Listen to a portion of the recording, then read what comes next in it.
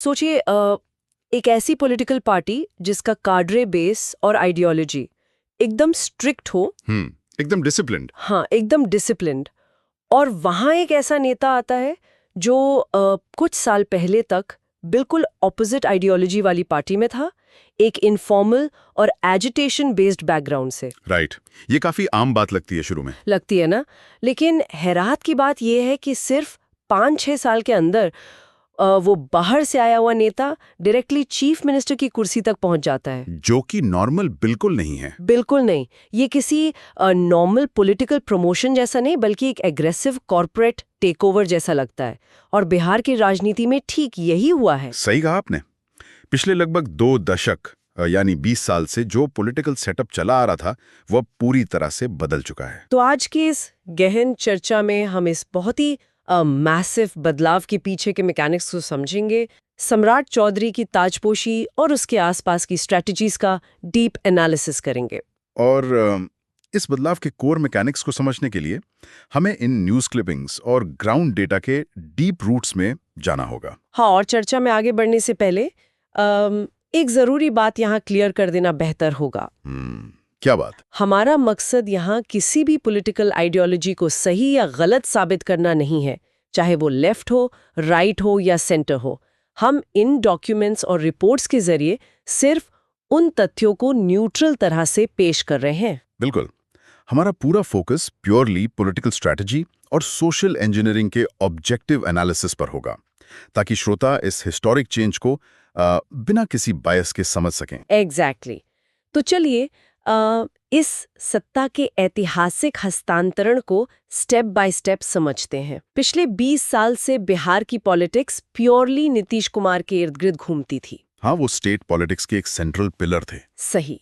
अब अचानक उनका चीफ मिनिस्टर पद छोड़ना और राज्यसभा सदस्य बनकर दिल्ली चले जाना, इसने स्टेट में एक बहुत बड़ा पावर वैक्यूम पैदा कर दिया है, यानी एक बहुत बड़ी खाली जगह। वही तो मैं इसको इस तरह से देख रही थी, जैसे किसी बहुत बड़ी पुरानी कंपनी का फाउंडिंग सीईओ 20 साल बाद अचानक अपना पद छोड़कर बोर्ड ऑफ डायरेक्टर्स में चला जाए। ये एनालॉजी बहुत सटीक है ना? और कंपनी की कमान पूरी तरह से एक नए और तेजी से उभरते हुए चेहरे को दे दी जाए। लेकिन आमतौर पर ऐसी खाली जगह कोई पुराना एक्सपीरियंस्ड कोर नेता लेता है। पर यहाँ कमान सीधे बीजेपी के हाथ में आती है, और वो भी स्टेट की हिस्ट्री में पहली बार। यानी जो पार्टी अब तक बिहार में एक जूनियर अलायंस पार्टनर की तरह थी, वो अचानक डायरेक्ट ड्राइवर सीट पर आ गई है और स्टीयरिंग व्हील सम्राट चौधरी के हाथ में है। यहाँ जो सबसे रोचक बात है वो ये है कि जब कोई junior partner top executive position पर आती है तो पूरा सिस्टम हिल जाता है। हिल जाता है मतलब क्या बदलाव आते हैं स्पेसिफिकली? देखिए, जब एक क्षेत्रीय पार्टी यानी रीजनल पार्टी लगातार 2 दशक तक किसी स्टेट को लीड करती है तो पूरा एडमिनिस्ट्रेटिव स्ट्रक्चर उस एक लीडर के विजन पर सेट हो जाता है। यानी नीतीश कुमार के पर्सनल स्टाइल पर। सही पकड़ा। रीजनल पार्टियां एक कैरिज्मेटिक लीडर के आगे पीछे चलती हैं। लेकिन जब एक purely national party direct top seat पर आती है तो एडमिनिस्ट्रेटिव आर्किटेक्चर कंप्लीटली शिफ्ट हो जाता है। क्योंकि नेशनल पार्टीज का अपना एक सेंट्रलाइज्ड हाई कमांड होता है, राइट? बिल्कुल। उनका एक लंबा आइडियोलॉजिकल गोल होता है। अब तक जूनियर होने की वजह से वो अपने कोर प्रोग्राम्स को फुल्ली पुश नहीं कर पाती थी। कोलिशन पॉलिटिक्स की अपनी मजबूरियां होती है ना। तो अब वो मजबूरियां इफेक्टिवली खत्म हो गई हैं, अब कॉम्प्रोमाइज की जरूरत कम है। एग्जैक्टली। और दूसरी तरफ जब नीतीश कुमार जैसे एक क्षत्रप राष्ट्रीय राजनीति में जाते हैं तो उनकी पार्टी जेडीयू के अंदर एक आइडेंटिटी क्राइसिस आना लाजमी है। और इसी आइडेंटिटी क्राइसिस या ट्रांजिशनल फेज को बीजेपी की टॉप लीडरशिप ने बहुत शार्पली रीड किया। हाँ, और उन्होंने इस स्पेस को भरने के लिए सिर्फ एक ट्रेडिशनल कोर नेता नहीं चुना, बल्कि स्टेट के सबसे कॉम्प्लेक्स फैक्टर को टारगेट किया। और यहाँ आकर बात वाकई बहुत दिलचस्प हो जाती है, क्योंकि अब हम आते हैं बिहार के कास्ट अरिथमेटिक यानी जातीय समीकरण पर, जो कि वहाँ की पॉलिटिक्स की सबसे बड़ी सच्चाई है। बिल्कुल।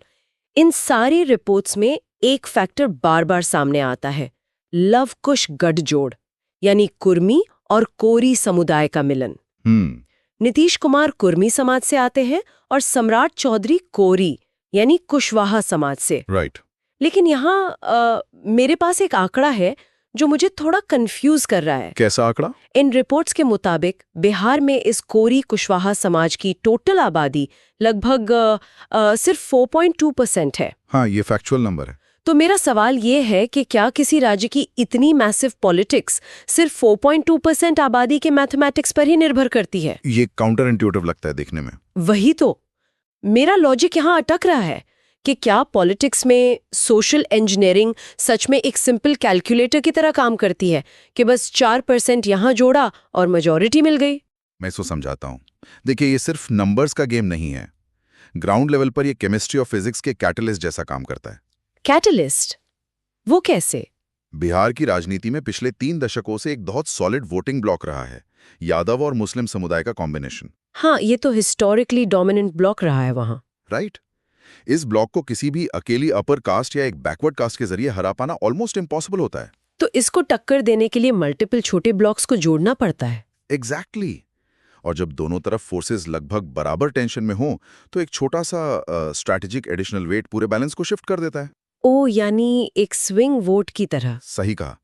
बीजेपी के पास अपना स्ट्रॉन्ग अपर कास्ट और अर्बन वोट बैंक पहले से है। नीतीश कुमार का कुर्मी वोट बैंक भी अलायंस का हिस्सा है।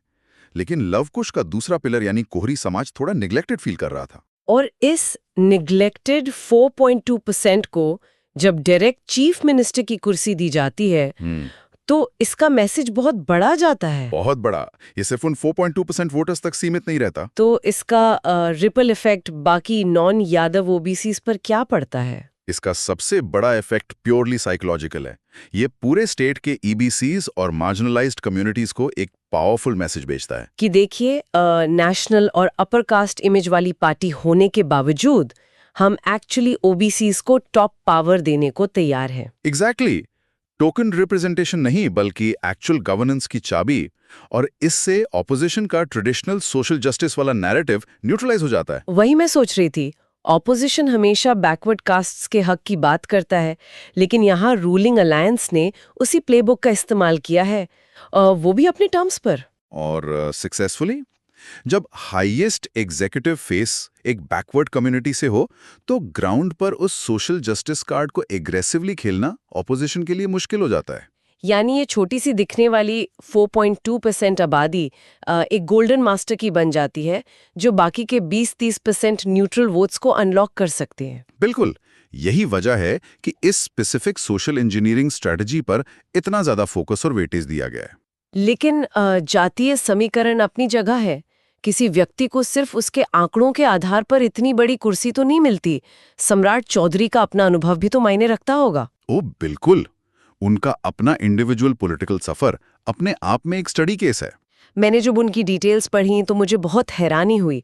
उनका जन्म 1968 में मुंगेर के एक इन्फ्लुएंशियल राजनीतिक परिवार में हुआ था, लेकिन उनकी शुरुआत कहाँ से हुई पता है? राष्ट्रीय जनता दल से, राइट? हाँ, आरजेडी से।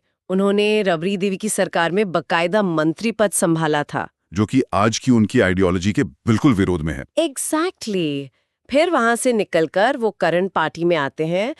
सिर्फ 2018 में उन्होंने बीजेपी ज्वाइन की। और उनका राइज देखिए कितना स्टीप रहा है उसके बाद। वही ना, 2019 में वो स्टेट पार्टी प्रेसिडेंट के डेप्यूटी बन जाते हैं, 2023 में डायरेक्ट स्टेट प्रेसिडेंट और अब सीधे एनडीए विधायक दल के नेता और मुख्यमंत्री। ये ट्रेजेक्ट्री सच में एक्सेप्शनल है। मुझे तो ये उस कॉर्पोरेट एग्जीक्यूटिव जैसा लग रहा है जो अपने सबसे बड़े कॉम्पिटिटर की कंपनी में काम करता था, लेकिन राइवल कंपनी ज्वाइन करने के 5-6 साल में ही अपनी कैपेबिलिटी से सीधे सीईओ बन गया। ये तुलना सच में फिट बैठती है, क्योंकि आमतौर पर एक डिसिप्लिन राष्ट्रीय पार्टी में एक लंबा प्रोसेस होता है टॉप तक पहुंचने का। जमीन पर बरसों तक झंडे उठाने पड़ते हैं ना। बिल्कुल। एक स्ट्रिक्टली सेट हायरार्की होती है। ऐसे स्ट्रिक्ट एनवायरनमेंट में किसी दूसरे एनवायरनमेंट से आए नेता का इतनी जल्दी टॉप पर पहुंचना प्रैक्टिकली लगभग असंभव होता है। तो आखिर इन सब का क्या मतलब निकाला जाए? उनकी इस तेजी से हुई प्रगति को हम कैसे डिकोड करें? इसमें 2 पैरेलल फोर्सेस काम कर रही थी। पहली तो पार्टी की इमीडिएट लोकल स्ट्रैटेजी, जिसके बारे में हमने लव कुश और नंबर्स के जरिए बात की। और दूसरा है सम्राट चौधरी की खुद की एक्सेप्शनल अडेप्टेबिलिटी, यानी अलग अलग परिस्थितियों और आइडियोलॉजीज के बीच खुद को ढाल लेने की क्षमता। आरजेडी से लेके बीजेपी की टॉप लीडरशिप तक उनका सफर सच में उनकी इस डीप पॉलिटिकल समझ और अडेप्टेबिलिटी को दर्शाता है। हाँ, और नए कॉम्प्लेक्स गठजोड़ों को संभालने के लिए एग्जैक्टली ऐसी ही हाईली फ्लेक्सिबल और शार्प कैपेबिलिटी चाहिए होती है। सही कहा। अब कुर्सी मिल गई, सफर भी तय हो गया, लेकिन अब आगे क्या? इस नई सरकार का एजेंडा और आगे का रोड मैप इन दस्तावेजों में क्या दिख रहा है? अगर हम सम्राट चौधरी के आधिकारिक बयानों को देखें तो उन्होंने सीधे तौर पर प्रधानमंत्री मोदी के विकसित भारत के लक्ष्य के साथ अपनी रणनीति को जोड़ा है। हाँ, मैंने भी पढ़ा कि उन्होंने केंद्रीय नेतृत्व विशेषकर नेशनल प्रेसिडेंट नितिन नाबीन का आभार व्यक्त किया है। राइट। और उनकी सरकार का मुख्य फोकस बिहार में सुशासन यानी गुड गवर्नेंस, विकास और समृद्धि पर है। लेकिन अगर इस मुद्दे को हम बड़े पैमाने पर देखें तो आगे काफी चुनौतियां भी तो आएंगी ना, जैसे जेडीयू का इस गठजोड़ में भविष्य क्या होगा? ये एक बहुत बड़ा सवाल है। जब कमांड पार्टनर के हाथ में जा चुकी है तो जेडीयू के नेताओं के बीच पावर इक्वेशंस दोबारा सेट होंगी। और इसके अलावा जो एनडीए के अन्य सहयोगी दल है वहां वो इस कंप्लीटली बीजेपी नेतृत्व वाली सरकार को कैसे लेंगे? बिल्कुल, फ्रिक्शन के चांसेस तो हमेशा रहते हैं जब टॉप लीडरशिप बदलती है। और लवकुश वोट बैंक वाली जो स्ट्रेटजी है उसका असली टेस्ट तो आने वाले राज्य और आम चुनावों में ही होगा। एग्जैक्टली। क्या ये सोशल इंजीनियरिंग ग्राउंड पर वोट्स में तब्दील होगी, ये देखना सबसे अहम होगा। तो इस पूरी गहन चर्चा को अगर हम समेटें तो कई अहम बातें उभर कर आई हैं। बिहार में सत्ता का एक बिल्कुल नया दौर शुरू हो चुका है। हाँ, बीजेपी का अपना पहला मुख्यमंत्री वहां पावर में है। और इसके पीछे ओबीसी और लवकुश की एक बहुत ही शार्प सामाजिक रणनीति काम कर रही है। साथ ही सम्राट चौधरी की तीव्र राजनीतिक प्रगति खुद में एक केस स्टडी है। और श्रोताओं के लिए ये पूरा एनालिसिस इसलिए जरूरी है क्योंकि किसी एक राज्य की राजनीति में होने वाला इतना बड़ा बदलाव पूरे देश की चुनावी रणनीतियों को प्रभावित कर सकता है। सही बात है। इससे हमें समझने में मदद मिलती है कि कैसे जातिगत समीकरण और इंडिविजुअल पॉलिटिकल सफर मिलकर हमारे लोकतंत्र का नक्शा बदलते हैं। ये सिर्फ बिहार तक सीमित नहीं रहने वाला। बिल्कुल नहीं। और चर्चा के अंत में मैं यहाँ एक नया और गहरा सवाल छोड़ना चाहती हूँ सोचने के लिए। कैसा सवाल? देखिए, जब कोई इतना लंबा समय बिता चुका क्षेत्रीय नेता अचानक प्रदेश की राजनीति छोड़कर राष्ट्रीय राजनीति में चला जाता है और एक राष्ट्रीय पार्टी स्टेट डायनामिक्स पर पूरी तरह कंट्रोल हासिल कर लेती है, तो क्या उस राज्य की राजनीति का मूल स्वभाव यानी कोर कैरेक्टर हमेशा के लिए बदल जाता है? क्या भविष्य में राज्य बनाम केंद्र की राजनीति एक नया रूप लेगी? ये वाकई एक बहुत प्रोफाउंड सवाल है जिस पर आगे चलकर हम सबको ध्यान देना होगा। बिल्कुल। इस गहन चर्चा में जुड़ने के लिए और इस कॉम्प्लेक्स पॉलिटिकल इंजीनियरिंग को ऑब्जेक्टिवली समझने के लिए आपका शुक्रिया। ये नई पॉलिटिकल वेव आगे क्या शेप लेती है, इस पर हमारी नज़र बनी रहेगी।